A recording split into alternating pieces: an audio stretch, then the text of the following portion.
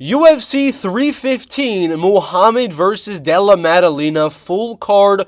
Really way too early prediction. We have 10 fights on the card as of right now. There will be at least 2 or 3 more fights added, but so far it is looking like a really good main card. We got Bilal Muhammad, Jack Della Maddalena in the main event. Manon Fiorot, Valentina Shevchenko. Co-main event, we got a future title contender in Natalia Silva, former champion in Alexa Grasso. We have the undefeated phenom Michael Morales taking on the former title challenger Gilbert Burns, former champ in the featherweight division and one of the greatest of all time in the featherweight division. Jose Aldo taking on number 13 or 14, Ayman Zahabi. Then the prelims are pretty mid, but they do have Mike Malott and Charles Radtke, as well as Jasmine versus Jessica Andrade, which are very solid fights to definitely look at. But main card is really good. Even though there is the 2 women fights, which everybody's going to go in arms about, these are good women's MMA fights. Out of all fights in women's MMA,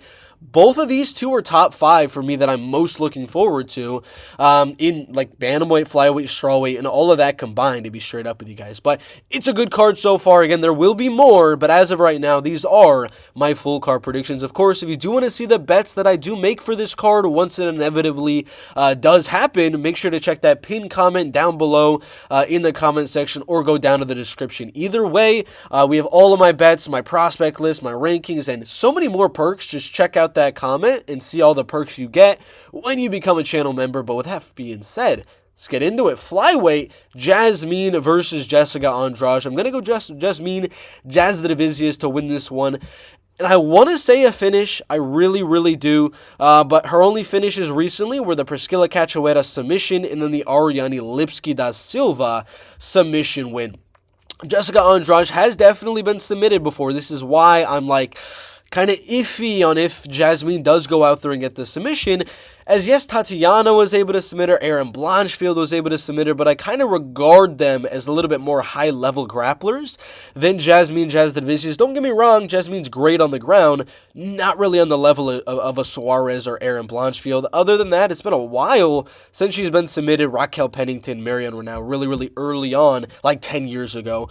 And then nowadays, she has been knocked out. The Yan Xiaonan knockout was crazy, but Jasmine's not going to go out there and knock her out, I feel. It's going to be a submission or a decision here for Jasmine Jasudavicius. Again, it's the opening fight of the card. She's taller, she's lengthier, she's going to make her walk in and stuff. She's going to try to counter and then mix in takedowns off of those counters. I'm going to go decision. I'm going to go Jasmine Jasudavicius by a 29-28. I think we'll get a round where Andrade drops Jasmine. Other than that, Jasmine, full control, full domination on the ground with ground and pound and submission attempts. Again, I'm hoping for a submission, but I don't think it'll happen. Mike Malott, Charles Radtke. Mike is 4-1 in the UFC. Charles Radtke is 3-1 in the UFC. Both guys kind of hanging around that number 30 placement of the UFC welterweight division. Both guys win here, win one more, and are kind of in line for a potential shot inside of the top 15, as Charles' only loss is to a ranked Carlos Prates. Mike Malott's only loss was to a formerly ranked Neil Magny. It's a good fight. Mike Malott is I would say, slightly better wrestler and grappler, but Charles is a better striker. I feel he's not as tall, not as lengthy, but he hits a little bit harder than Mike Malott. I do feel like Mike Malott has a little bit more weapons to choose from. As in on the ground, he's a little bit better with the submission skills, has a little bit better control than Charles Radtke. And on the feet, I give Charles Radtke the power advantage, but Mike Malott is no slouch on the feet as well, and he's taller and lengthier. So I do feel like Mike Malott is going to counter at range and then mix in takedowns, a little bit of control. I don't think this is going to be the most exciting fight. If it is going to be, it's going to be Mike Malott just not able to get those takedowns, and it stays on the feet. Radtke coming forward, Malott trying to counter, and it's one of those type of striking fights where both grapplers just kind of lay it all on the line. I don't think so. I'm not really expecting too much here from like an exciting standpoint on this welterweight matchup. I'm going to go Mike Malott 29-28 decision. Charles has been knocked out before, like I'm saying, with Charles Radtke. Other than that, it was one other knockout, Justin Montalvo back in 2021.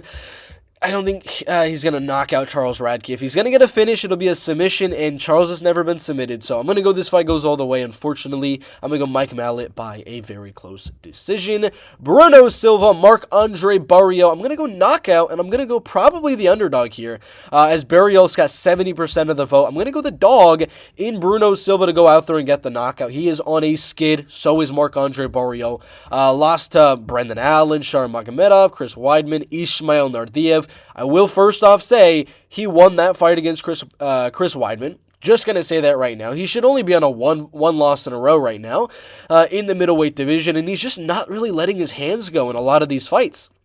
Chris Weidman not letting his hands go. Brendan Allen got wrestled. Shara not letting his hands go. Ismail Nardiev not letting his hands go. When he gets his hands go, he is dangerous, and he knocks out dudes like he was able to do with Brad Tavares in their fight 2 years ago. So I think he lets his hands go here finally against Marc-Andre Barriault, because he knows it hits those later rounds, Marc is going to win round 2, round 3, and steal it on the judges' scorecard. So I think it's going to have to be a round 1 finish for Bruno, or a late finish or unanimous decision for Marc-Andre in the later rounds. I'm going to go Bruno, though, to get the knockout in round number 1. So far, we have Jasudavicius as a favorite, Malott as a favorite, and then Silva as an underdog. Next fight we do have is Cowan versus Cornolle. I'm definitely going Cornolle, 30-27.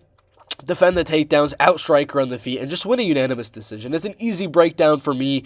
Another favorite in Nora Cornolle. I don't really have too much to say about Haley. She's not very good, in my opinion. Decent wrestling, decent grappling, but not enough to really control Nora for 3 rounds here. Nora's a much better striker. She should get the win.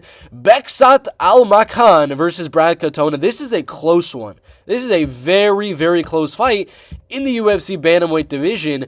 And I'm kind of going back and forth on it. Brad is 4-4 in the UFC. Beksat is 0-1 with a short notice loss to Umar. He's a slight favorite on the Tapology predictions, and I'm going to go for him to win, actually. I think he has the better striking than Brad Katona, and I don't think, mainly the game plan for Brad is to wrestle and grapple. Beksat did pretty well defending on short notice against Umar Nurmagomedov, so I actually expect this to be more of a striking affair where Beksat has the advantage with the punches and kicks. I'm going to go Beksat unanimous decision in the striking.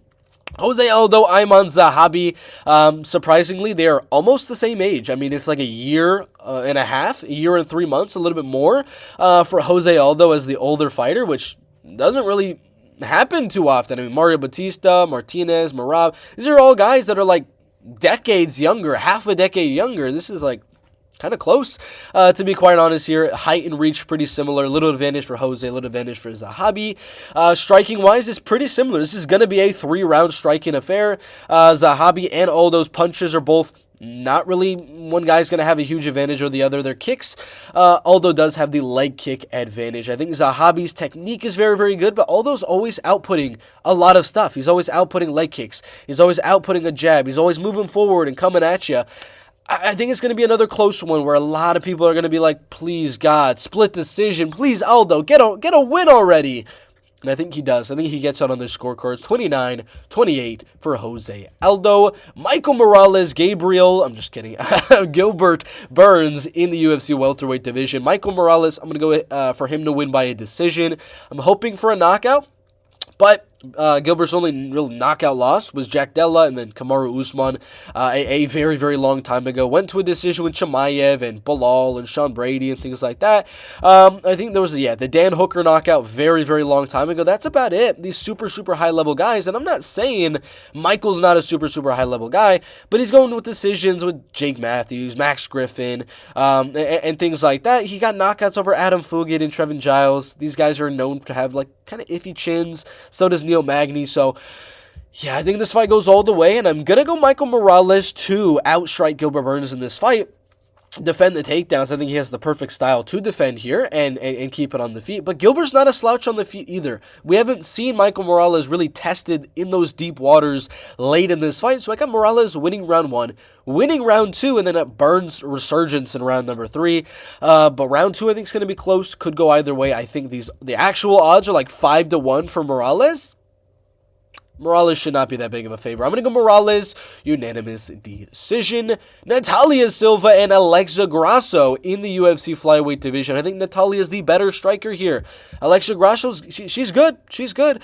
But how was she able to win Against Valentina Shevchenko, she wrestled her. Against Viviane Araújo, Viviane's a grappler. She hasn't fought like a girl that's like a really, really good striker and has been able to go out there and just outstrike her. These are like a wrestler girl here.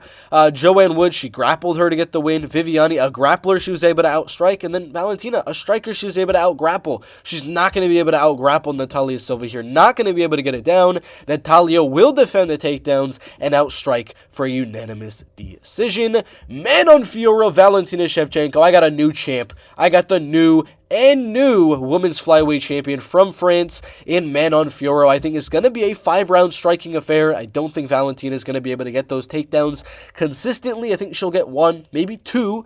But overall, this will be more of a striking affair, and I think Manon is just going to hit harder. Valentina, Manon, similar volume, but the power goes Manon. I think that's what's going to get her the edge on the judges' scorecards. Very close as well. This is not a domination from either girl. 48-47 for Manon Fiorot. Bilal Muhammad and Jack Della Maddalena. I'm going to go Bilal to go out there and beat the 8-year younger Jack Della Maddalena with wrestling. It's very, very simple. Basil Hafez able to out-wrestle and out-grapple, and Gilbert Burns able to and win round 1 and win round number 2. Got knocked out in the third.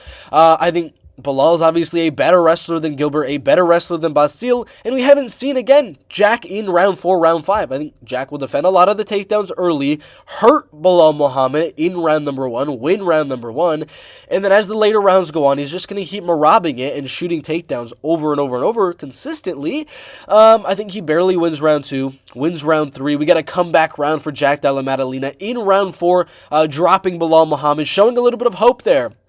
2-2 going into the 5th round. I think Bilal clutches up a takedown as Jack's trying to land a big shot, and Bilal wins round 5. I don't think it's going to be easy. He's going to get rocked. He's going to get hurt. He's going to be bleeding at the end of the fight, but I'm going to go Bilal to win round 2, round 3, and round 5 to get that unanimous or split decision.